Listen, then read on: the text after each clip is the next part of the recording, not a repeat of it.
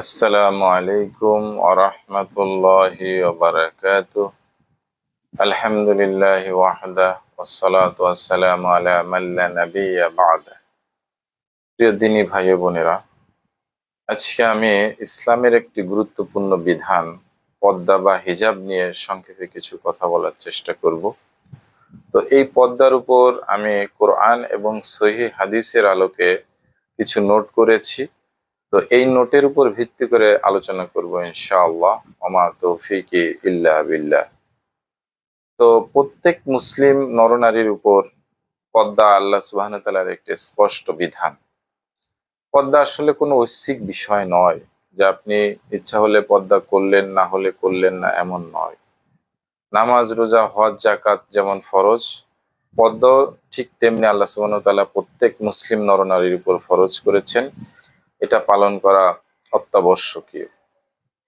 তো এখন দেখেন, পর্দার বিষয়ে যদি আমরা বলি, নামাজ, রোজা, হজ, যাকাত যদি কোনো মহিলা না করেন, এজন্য উনি একা গুনাহগার হবেন।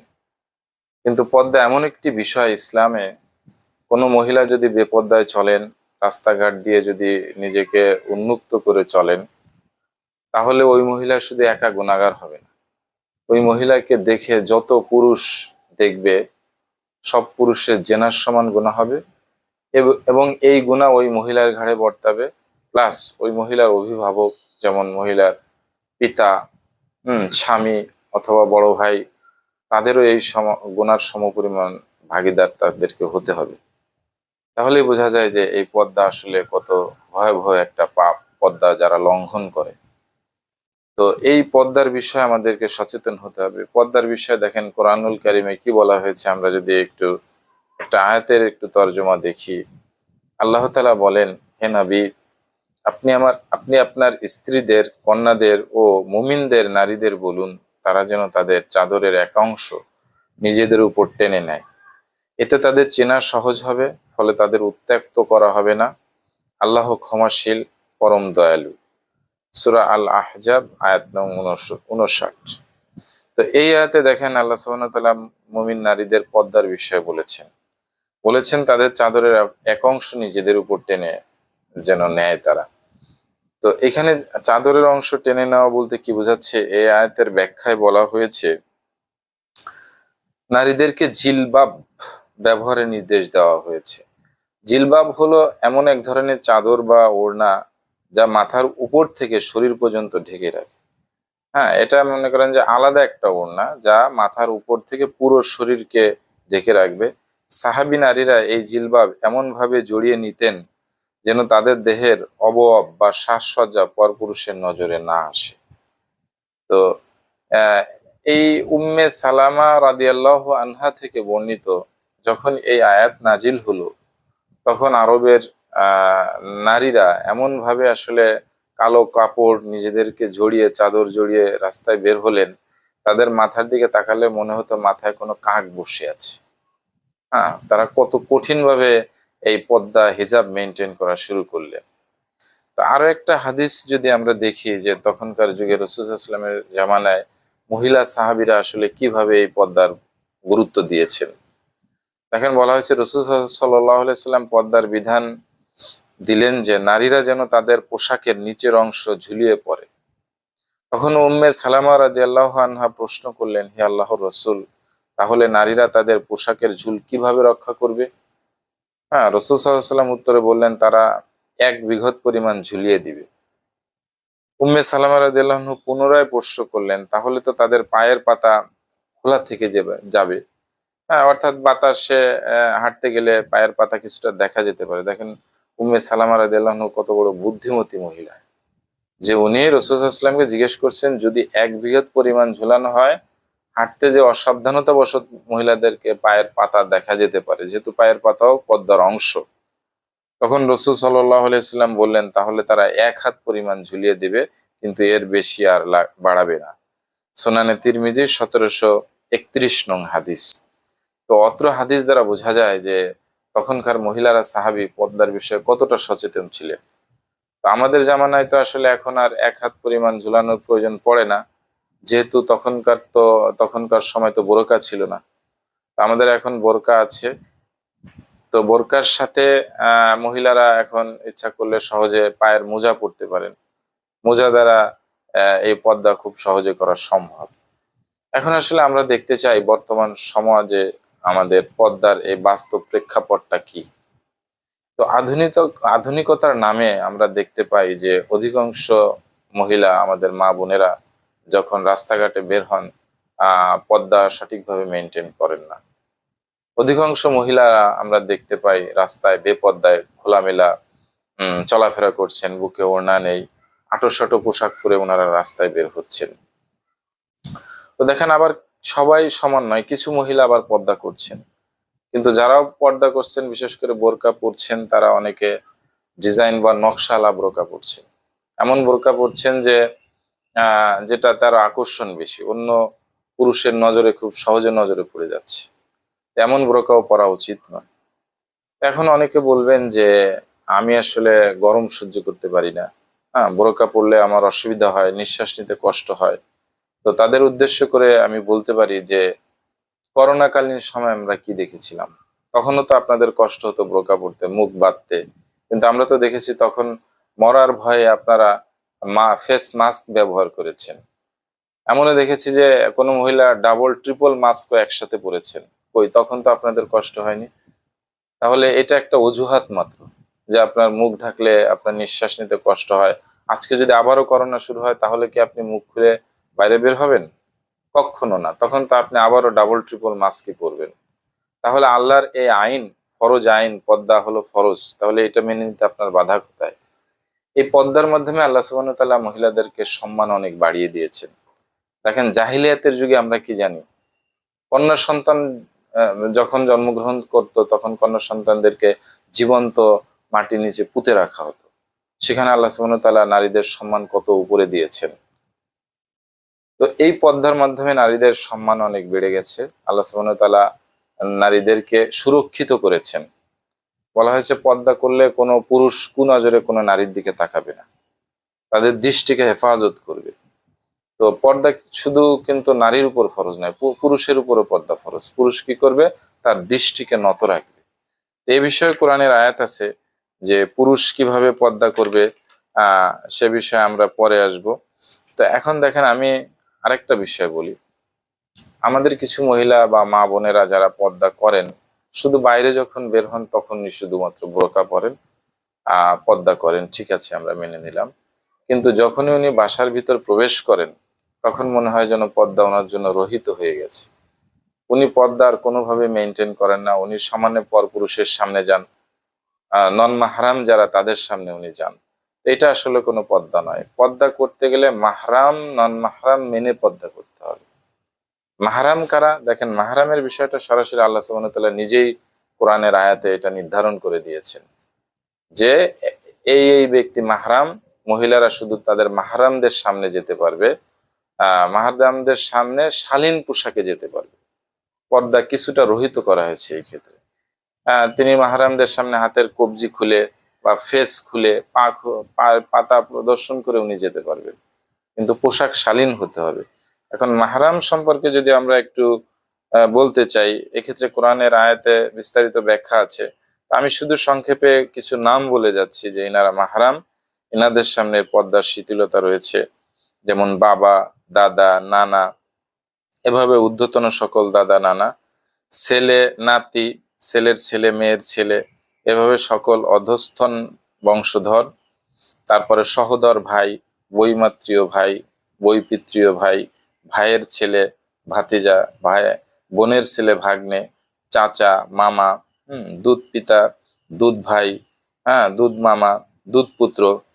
তারপরে আমরা দেখতে পাই শ্বশুর, স্বামীর দাদা, স্বামীর পর দাদা, স্বামীর সৎ ছেলে, স্বামীর নাতি, জামাতা। এই যাদের নাম উল্লেখ করা হলো, এনারা হলো মাহরাম। এনাদের সামনেই কেবলমাত্র পর্দার শিথিলতা রয়েছে। কিন্তু গায়রে মাহরাম তথা নন মাহরাম যারা, তাদের সাথে পর্দা অবশ্যই করতে হবে। কারণ যাদের সাথে বিবাহ বৈধ, তাদের সাথে পর্দা, তাদের সামনে পর্দা করা ফরজ। তো নন মাহরাম কারা? এই যে যাদের নাম উল্লেখ করা হলো, মাহরামদের সাথে বিবাহ চিরতরে হারাম। মাহরাম ব্যতীত যত পুরুষ আছে, সকল পুরুষের সামনে পর্দা অবশ্যই করতে হবে, পর্দা করা আপনার জন্য ফরজ। যেমন আমরা কিছু গায়রে মাহরামের নাম উল্লেখ করতে পারি, যেমন দেবর ভাসুর। তো দেবর ভাসুর সম্পর্কে কি বলা হয়েছে দেখেন, রসুল সাল্লাল্লাহু আলাইহি সাল্লাম বলেছেন দেবর বা ভাসুর হলো মৃত্যুর সমতুল্য। কত ভয়াবহ কথা! তার মানে আমাদের সমাজে আমরা দেখতে পাই ভাবি দেবরের মধ্যে খুব একটা মিষ্টি সম্পর্ক থাকে, ওনারা রসিকতা করেন। এখান থেকে অনেক ধরনের অন্যায় অপকর্ম আমাদের সমাজে আমরা দেখতে পাই। তো হাদিসে বলা হয়েছে যে দেবর বা ভাসুর হলো মৃত্যুর সমতুল্য।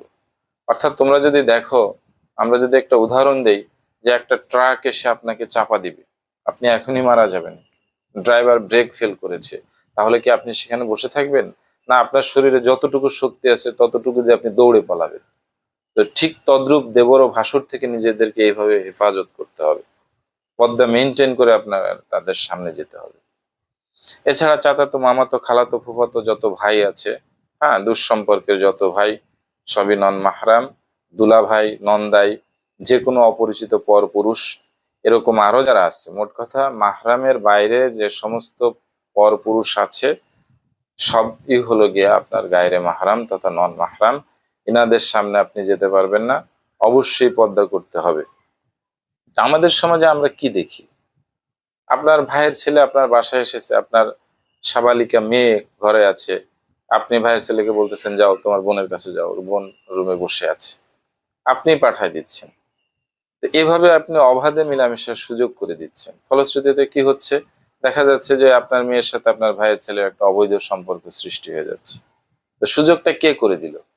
এই বিষয়গুলো আমাদেরকে লক্ষ্য রাখতে হবে। আপনার মেয়ে যখন সাবালক হবে, হ্যাঁ, তখন পর্দার বিষয়ে আপনার সর্বোচ্চ গুরুত্ব দিতে হবে, এটার মধ্যেই কল্যাণ রয়েছে।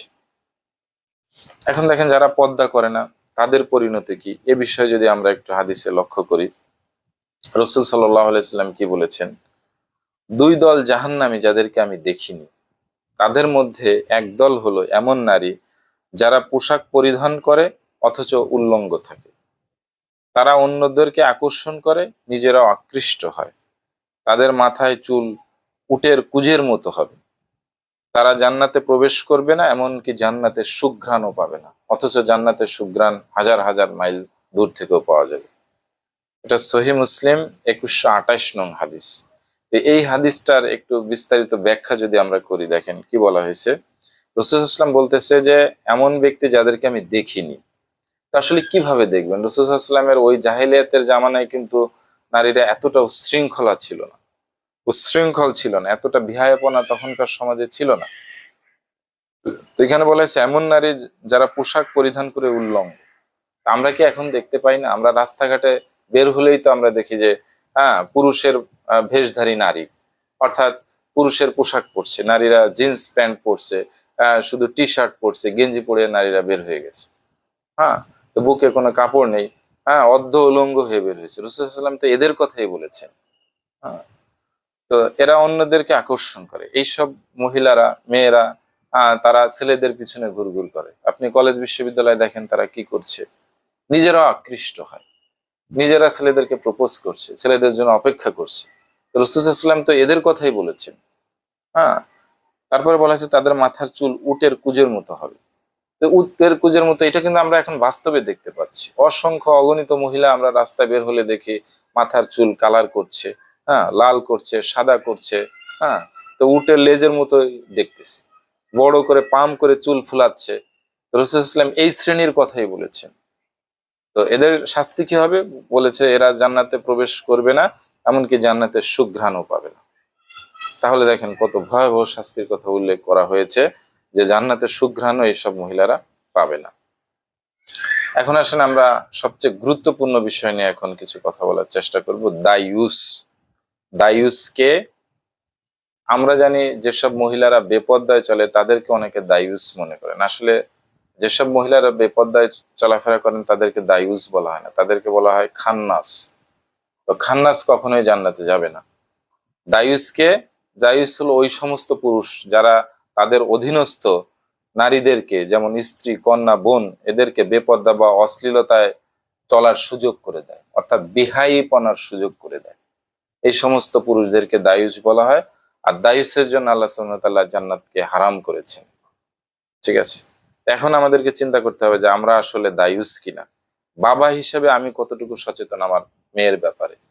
আমার মেয়ে কলেজ বিশ্ববিদ্যালয়ে পড়ে, হ্যাঁ, প্রতিদিন সে স্কুল ড্রেস পরে বের হয়ে যাচ্ছে, হ্যাঁ, ঠিক মতো তার ওড়না ঠিক আছে কিনা, সে হিজাব পড়ছে কিনা, এই বিষয়ে আপনি কতটুকু সচেতন। স্বামী আপনার স্ত্রী আধুনিকতার নামে, হ্যাঁ, বেপর্দায় ব্রোকা ছাড়া রাস্তায় বের হয়ে যাচ্ছে, আপনি কতটুকু সচেতন? আপনি তো অবশ্যই একজন দায়ুস। হ্যাঁ, ভাই বা অভিভাবক যারা আছেন, হ্যাঁ, পরিবারে আপনাদের নারীরা যারা আছে তারা কিভাবে বাইরে বের হচ্ছে, তারা যদি বেপর্দায় চলে, তারা যদি হিজাব মেনটেন না করে, তাহলে আপনি হলো দায়ুস। আর আপনার কথাই আল্লাহ সুবহানাহু ওয়া তাআলা বলেছে যে দায়ুসের জন্য আল্লাহ সুবহানাহু ওয়া তাআলা জান্নাতকে হারাম করেছে। এই বিষয়ে আমরা একটা হাদিস দেখি, দেখেন কি বলা হয়েছে দায়ুসের শাস্তি সম্পর্কে। আব্দুল্লাহ ইবনে ওমর রাদিয়াল্লাহু আনহু থেকে বর্ণিত, রাসূল সাল্লাল্লাহু আলাইহি ওয়াসাল্লাম বলেছেন, তিন শ্রেণীর মানুষের জন্য আল্লাহ তাআলা জান্নাত হারাম করেছেন। এক, মদ্যপায়ী, যে নিয়মিত, হ্যাঁ, মদ পান করে অথবা বিড়ি সিগারেট তামাক জর্দা এইগুলো খায়। দুই, পিতামাতার অবাধ্য সন্তান, হ্যাঁ, এবং তিন হলো দায়ুস, যে তার পরিবারে অশ্লীলতাকে, হ্যাঁ, সায় দেয় বা অশ্লীলতাকে মেনে নেয়।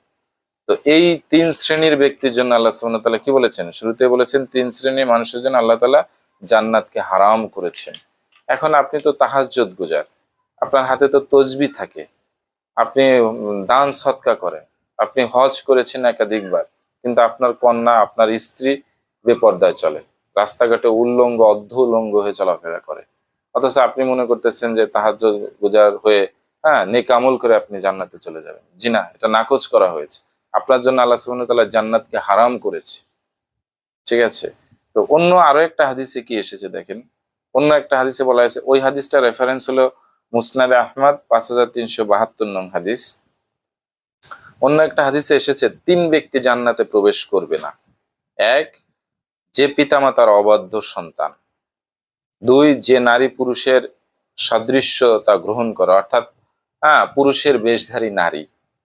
যে ব্যক্তি তার পরিবারের অশ্লীলতাকে মেনে নেয়, অর্থাৎ বিহায়াপনার সুযোগ করে দেয়, দায়ুস। এই তিন শ্রেণীর লোক জান্নাতে যাবে না। হুম, তো এটা হাদিসে এসেছে। তো দেখেন, এই দায়ুসের বিষয়ে আমাদেরকে সচেতন হতে হবে। তো আমরা আসলে অনেক সময় উদাসীন থাকি, আমাদের সন্তান কোথায় যাচ্ছে, স্ত্রী কন্যা কিভাবে চলাফেরা করছে, তারা কি পর্দার বিধান যথাযথভাবে পালন করছে কিনা, এ বিষয়ে আমরা খেয়াল রাখি না। এই বিষয়টি আমাদেরকে অত্যন্ত গুরুত্বের সাথে নিতে হবে, না হলে দায়ুস হতে হবে। তো দায়ুসের পরিমাণ কত ভয়াবহ যা আমরা ইতিপূর্বে আলোচনা করেছি। দায়ুসের জন্য আল্লাহ সুবহানাহু ওয়া তাআলা জান্নাতকে হারাম করেছেন। তো দেখেন, আরেকটা বিষয় আমরা একটু আপনাদের সামনে বলতে চাই। দুনিয়াতে দুটি ব্যতিক্রম ধর্মী পাপ আছে, যে পাপ না করেই মানুষ পাপী হয়। কেউ যদি শুধু মুখ দিয়ে বলে যে এসো জুয়া খেলি, জুয়া খেলেই নাই, শুধু মুখ দিয়ে বলেছে, তাহলে তার পাপ লেখা হয়ে যায়। জুয়া খেললে যে পাপ হবে, শুধু মুখ দিয়ে বলার কারণে সেই পাপ হবে। আরেকটা পাপ হলো, কোনো মহিলা যদি সুগন্ধি মেখে কোনো পুরুষের কাছে দিয়ে যায়, ওই পুরুষ যদি ঘ্রাণ পায়, তাহলে বলা হয়েছে ওই মহিলা ভেবিচারিণী, ভেবিচারিণী, ভেবিচারী, অথচ মহিলা ভেবিচার করেইনি। তো কত ভয়াবহ দুটি পাপ। তো এই জন্য আমাদের মা বোন যারা আছে, ওনারা বাইরে যখন যাবেন অবশ্যই পারফিউম ব্যবহারের ক্ষেত্রে সচেতন হতে হবে, যেন পর পুরুষ আপনার শরীরে ব্যবহৃত কোনো পারফিউমের ঘ্রাণ যেন না পায়। তো যাই হোক, দেখেন, পর্দা শুধু মহিলাদের জন্য না, পুরুষের জন্য পর্দার বিধান রয়েছে। হাদিসে আসছে যে পুরুষ তার দৃষ্টিকে নত করবে। এ বিষয়ে দেখেন কোরআনে আল্লাহ সুবহানাহু ওয়া তাআলা কি বলেছেন। মুমিন পুরুষদেরকে বলুন তারা যেন তাদের দৃষ্টিকে সংযত রাখে এবং তাদের লজ্জাস্থানের হেফাজত করে, এটাই তাদের জন্য অধিকতর পবিত্র। আল্লাহ সুবহানাহু ওয়া তাআলা শুধু মহিলাদের পর্দাকে ফরজ করেননি, পুরুষেরও পর্দা রয়েছে। হ্যাঁ, আমাদের পুরুষ যদি দৃষ্টিকে সংযত রাখে, তাহলে আমাদের মা বোনদের জন্য পর্দা করা সহজ হবে। আরেকটা বিষয় হলো, পর্দার পরিবেশ আসলে পুরুষকে নিশ্চিত করতে হবে। আপনার বাসার ভিতর অহরহ নন মাহরাম ঢুকে যাচ্ছে, আপনার কোনো নজরদারি বা কোনো কন্ট্রোল নেই, এরকম হলে মা বোনদের জন্য পর্দা করা অনেক কঠিন। তাই প্রত্যেকটা বাড়িতে পুরুষকে এ বিষয়ে সক্রিয় ভূমিকা পালন করতে হবে। পর্দার পরিবেশ আপনাকে নিশ্চিত করতে হবে। আপনার স্ত্রী, আপনার কন্যা, আপনার বোন যেন ইজিলি পর্দার পরিবেশ পায়, সে বিষয়ে যা করণীয় সবই আপনাকে করতে হবে। তো ইসলাম আসলে পর্দার মাধ্যমে নারীর মর্যাদা অনেক উপরে দিয়েছেন। হুম। নারীকে ইসলামে কতটা মর্যাদাবান করেছেন আমরা যদি আরেকটা হাদিসের অনুবাদ দেখি তাহলে বুঝতে পারবো। আবু হুরায়রা রাদিয়াল্লাহু আনহু থেকে বর্ণিত, রসূল সাল্লাল্লাহু আলাইহি সাল্লাম বলেছেন, এক ব্যক্তি এসে রসূল সাল্লাল্লাহু আলাইহি সাল্লামকে জিজ্ঞেস করলেন, মানুষের মধ্যে কে আমার উত্তম আচরণের সবচেয়ে বেশি হকদার? তখন রসূল সাল্লাল্লাহু আলাইহি সাল্লাম বললেন, তোমার মা। উনি দ্বিতীয়বার একই প্রশ্ন করলেন, তারপর কে বেশি হকদার? তিনি দ্বিতীয়বারও বললেন, তোমার মা।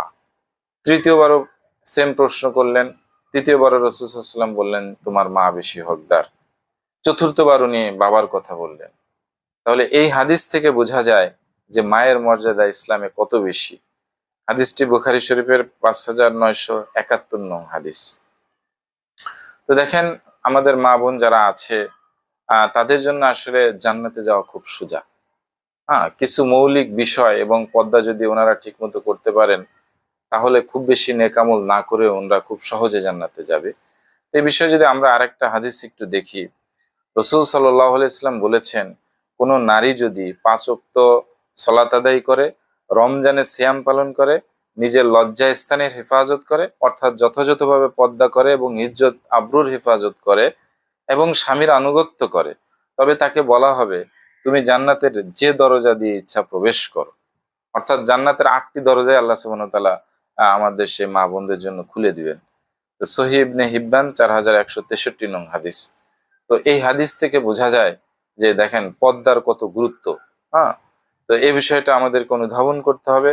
আর আসলে রসূল সাল্লাল্লাহু আলাইহি সাল্লামের জামানায় মহিলারা বা সাহাবী মহিলা যারা আছেন ওনারা যেভাবে পর্দা করতেন সেখান থেকে আমাদের মা বোনদের শিক্ষণীয় অনেক বিষয় রয়েছে।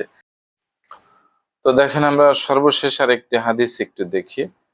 হযরত আয়েশা রাদিয়াল্লাহু আনহা বলেন, যখন আমার সেই ঘরে প্রবেশ করতাম, অর্থাৎ যে ঘরে রসূল সাল্লাল্লাহু আলাইহি সাল্লাম এবং আমার পিতা আবু বকর রাদিয়াল্লাহু আনহুকে দাফন করা হয়েছিল, তখন আমি আমার পোশাক ঢিলা করে রাখতাম এবং ভাবতাম যে তারা তো আমার স্বামী ও পিতা।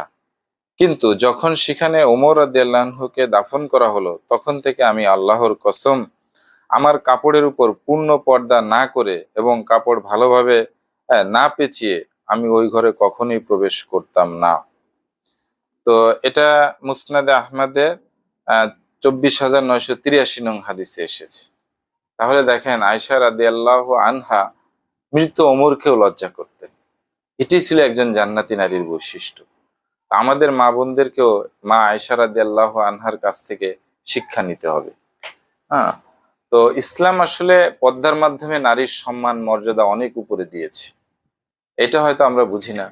তো দেখেন, আমরা যদি আরো একটা হাদিস একটু বুঝি নারীর সম্মান ইসলাম কত বেশি দিয়েছে, তাহলে আমরা কিছুটা হলে অনুধাবন করতে পারবো।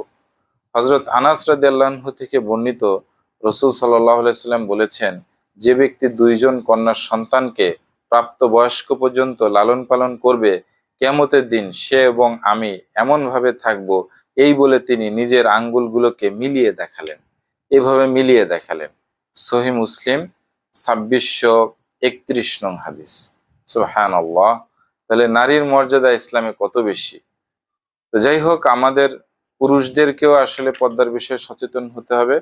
পর্দার পরিবেশ আমাদের বাসা বাড়িতে নিশ্চিত করতে হবে এবং মা বোনদেরকেও পর্দার গুরুত্ব অনুধাবন করে যথাযথভাবে পর্দা মেনটেন করে চলতে হবে। তা আল্লাহ সুবহানাহু ওয়া তাআলা আমাদের সবাইকে এই পর্দার মতো ফরজ বিধানকে যথাযথ গুরুত্ব দিয়ে যথাযথভাবে আদায় করার তৌফিক দান করুক। আমিন ইয়া রাব্বাল আলামিন। আসসালামু আলাইকুম ওয়া রাহমাতুল্লাহি ওয়া বারাকাতুহু।